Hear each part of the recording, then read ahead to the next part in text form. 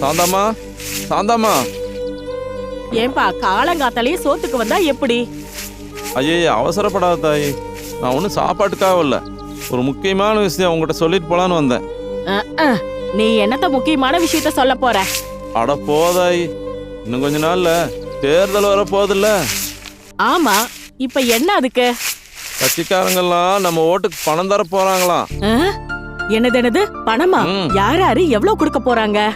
ஆளுங்கட்சிக்காரன் எதிர்கட்சிக்காரன் அவன் இவெல்லாம் ஓட்டுக்கு 3000 4000 தர போறாங்களாமா தாயி.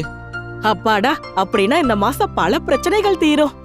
எங்க வீட்ல 5 ஓட்டு இருக்கு. தலைக்கு 3000 கணக்கு போட்டா கூட 15000 கிடைக்கும். அப்பாடா.